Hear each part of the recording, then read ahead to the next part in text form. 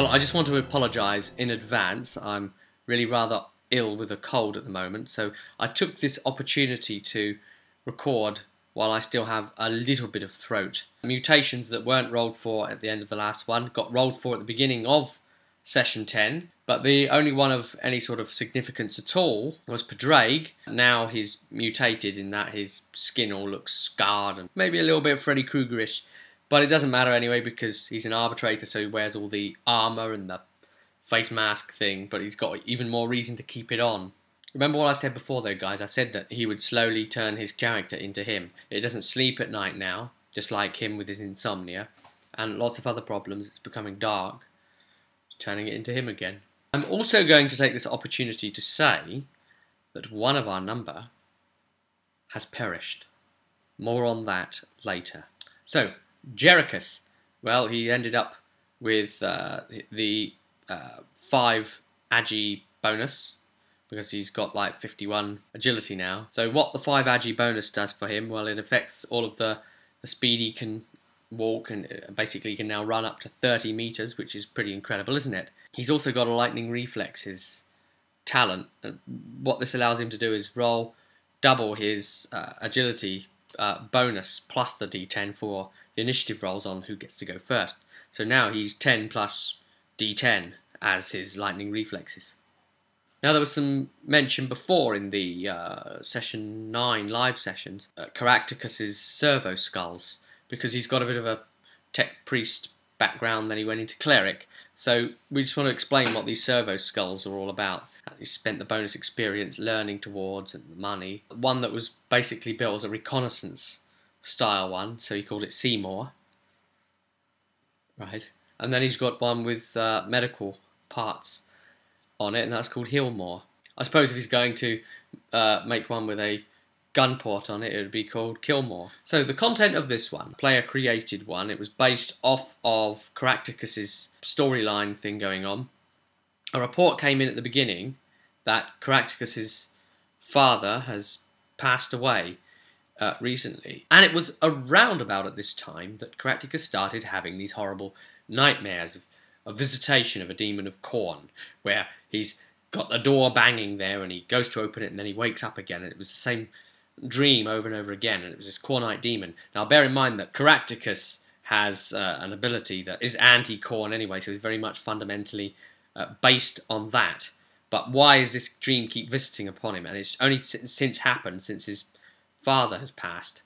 Now what it turns out storyline wise is that, I think it was something like great-grandfather or something like that, fought this demon originally, attached itself to the bloodline in a sort of paranormal activity way, you know, like those movies did. So that when his father died, he passed the curse of it, as it were, onto him. But of course, being a banisher type cleric, you know, this really is his responsibility to try and deal with. You know, he'll rise to the challenge accordingly. Something about the hammer as well, the hammer that he spent all that time anointing, crafting, creating, imbuing, ready to be able to damage demons in that way. What had actually been going on is this creature had somehow gotten into Caractacus, afflicting him in some way, and then when Caractacus poured his holy energies into anointing the hammer, it put some of the demon's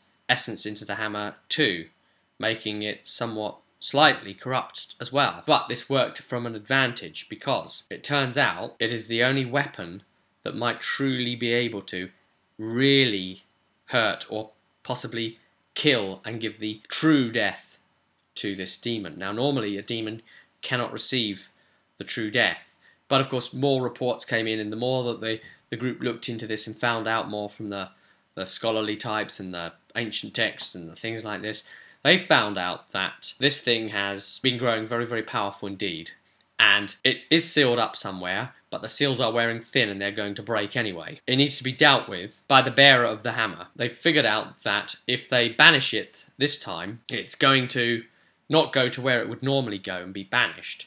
It's now strong enough to create a definitive impression within the warp, actually rip open an incursion hole.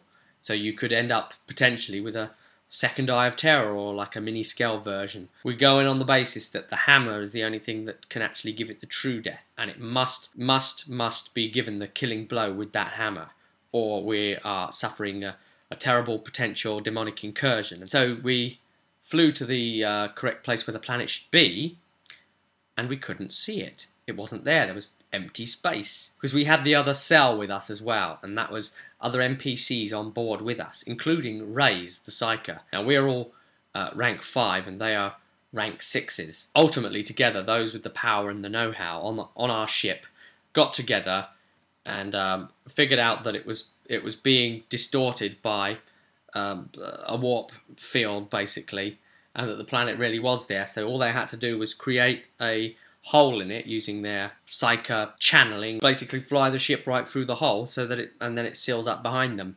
It was a bit of a rough entry onto the planet that obviously didn't want us, and we landed, made our way towards the main city area. I suggested that maybe the hammer would be able to guide us, so Caractacus gave his holy rites and gave a blessing to the hammer and, lowered it to the ground. A split began to tear open in the ground in a particular direction towards the city that we were looking towards anyway. So because it was the demon's essence in there, it knew where to find the rest of it, what could potentially become physical form to manifest it. So we made our way through some ruins, but just before, the scouting ahead showed that there was a number of mutants there. So there was 10 mutants. I chucked myself down in amongst the rocks with Jerichus, my assassin, and started opening fire with the long las, trying to snipe a few of them out. And the rest of the team did a bit of counter-fire from that position. We managed to slaughter them all before they could be a problem. They were armed and they were coming at us. Now, what I will say on this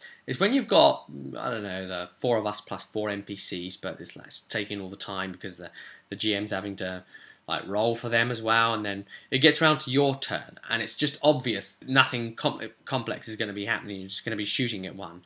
There's not going to be anything terribly strange, and it's going to be probably about 2 or 3 rounds of shooting before the whole lot's dead, and it's all just going to be generic targets. One thing you could do is pre-roll.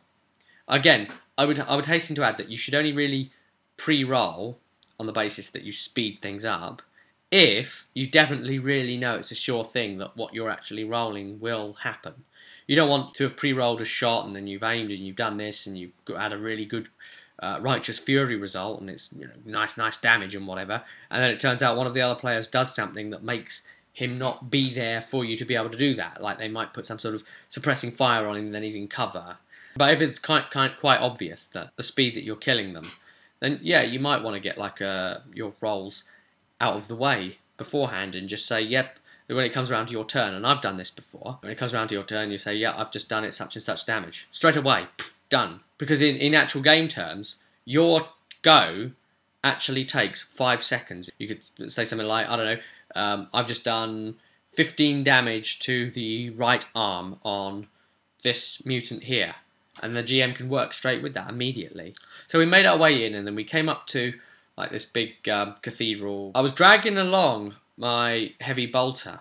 I had my luggage with me on some wheels, and we figured we might have to fight something nasty in there, so I thought I'd bring it. But of course I am untrained, but I thought, why not? It's worth a go. So we get in through the door and we meet somebody who tells us that they have this thing inside their head. They're about to lose control of themselves, so they need some rights to put them right. This is where I made my first character mistake. See, Jerichus, my assassin, doesn't function very well with this team, or indeed any team, because he's a solo operator. Try and imagine James Bond, right, having to go into a team of guys. It wouldn't work out very well, would it? I see Jerichus needs room to maneuver, and being with a team forces his hand, really. He's got parameters in place, do not sacrifice the resources of the Inquisition, i.e. your teammates, unnecessarily. And he takes all of his parameters very seriously. So he doesn't get to operate to maximum efficiency in a group. One of the things he wanted to do was just outright shoot this guy in the head. He let Caractacus talk him out of it. He just said, well, no, wait a minute. Let me just try this with him. Shouldn't have let myself get swayed off of doing it. That there might be something wrong in doing it, or like the holy man knows best or something. because as it turns out, he attempted his rites to try and put this man to rest and exorcise the creature from him while attempting to restrain him, but no, it all went wrong, and then he turned into like a demonic form, and we had to fight him then. It wasn't too hard an encounter, but previously on the way in, there was also some stained glass windows were like telling a story of what had happened previously, and we could see pictures of the hammer that Caractacus was now wielding, in fact. Then we came to another room as well, and we were told that we must have faith, and there was a demon standing there in the room. So we all gave a prayer to the Emperor. Well, not all of us, that's the thing. The scum Kisdeen did not, and I think one of the others didn't as well, one of the NPCs. So we press on through the room, and then even when it did attack, we were protected from its attacks. They were sort of bouncing off some magically divined shield around us. But Kisdeen was getting hit, and it started following Kisdeen down into the next level. It almost felt like we were playing D&D in space, really. And eventually, after a few of these sort of encounters, guides along the way preparing us for the final test, as it were, we came into a very large chamber where there was a key slot, and the key slot happened to be the right size for the hammer to fit. This is point number 2. What Jerichus would have done normally is like, look, don't put the hammer in. You could summon something really seriously nasty and big. Let's try and call in the ecclesiarchy to completely surround the place. Ready, let's have some seals put in place, or anything like that. But of course you'd take time, and there'd be weeks or months for them to arrive and then actually try and make that hole in the surface to get through, and we don't know how long the time frame would have been on, and I'm sure the GM would have hated me for suggesting it, or the other players would have possibly wanted to, keep the story arc going with actual live action. But of course that was the sensible thing to do. That was what Jerichus would have suggested there, but I could see in game terms it wasn't going to work out very well. So they go and stick the bloody hammer in, and it summons up this great big nasty thing that I kept referring to, because of the way it was described, as being a bloodthirster of Khorne. And this is the actual demon that is associated here to Caractacus' soul now. And we had to engage it. Turns out, after all, that it wasn't actually a bloodthirster, that it was just some sort of high demon, or demon-like prince, if you like. A greater demon, if you like, basically. And all of us start firing at it. After round 1, I think possibly only one of us managed to do any damage. It was Jerichus with his heavy bolter. He fired that thing, and I think it got like 1 shot in. Now bear in mind, the demon we fought before at the end of session 9 was also a greater demon, alright? But it had been damaged by being shot at by a quake cannon, for Christ's sake. So it was, it was lower in health. This thing had just been summoned and was full health. Lots and lots of health, lots and lots of damage mitigation going on. And all of us had sanctified rounds, because we'd gone in knowing that we were going to face that. So I had some sanctified rounds that I could load into a shotgun, for example. The underslung part of my Spectre. Caractacus, even though he'd been warned that it would be dangerous for him to do so, charged right in, hammer blazing in at the thing, smacking it about, doing a considerable damage with that hammer. Really damaging it indeed. We try not to sort of like say how much damage has actually been done to opponents normally. We like the GM to sort of try and explain what has happened in a way, in words rather than sort of like numbers. Well, the demon didn't like that, and of course it aggroed, sorry for the MMO term there, onto Caractacus. Just splattered him right there. And that was the death of Caractacus. Just smacked him hard, knocked him to the ground. I mean, this thing could like pour out 3 attacks. So that's one of our number down, no fate points left to spend. But it wasn't a terribly helpful thing for him to do, and of course it's not really the player, it's the character, because that's his RP, if you like. He's a bit of a bull in a china shop. He's explained, given up the ultimate weapon that can kill this thing, and we carried on fighting it a little bit, but it got lucky with a possession attempt roll, managed to gain possession of the dead body of Caractacus. Now this is where there was a bit of controversy, because it then went on to kill person after person after person. Now some of them had fate points left, some of them didn't, in the NPCs group, and they started falling. But one of them didn't have a fate point left, and that was Ray's. Now Ray's is gone as well. And things were really, really bad, and this thing was just impossible to hurt. And I mean, some of the NPCs were managing to get some major damage down on it, and we were getting lucky, or there was a bit of GM fiat, or whatever was going on there to be able to apply some damage. But this thing was impossible to kill for the party. We could not kill it. Now, this is where annoying thing number 3 came in, because obviously we've gone down and down and down to fight this thing, so we're underground. So with Jerichus, I can't really do any of the things I would have normally done. See, were we above ground, I probably would have said, well, I'm going to run off and I'm going to try and look for like a parked ship somewhere, because I've got exceedingly good piloting skills, and maybe I'd have tried to pilot a ship straight into the thing's face to weaken it.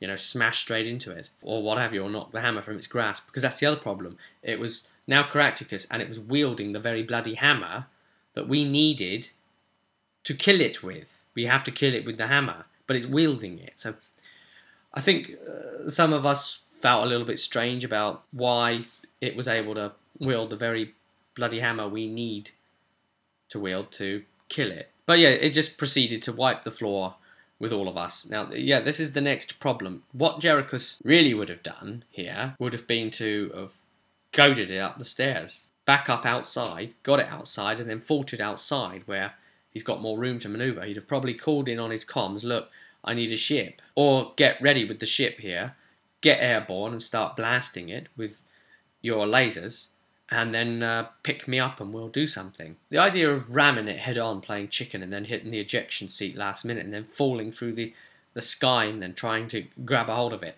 that would be cool things to lose a fate point for.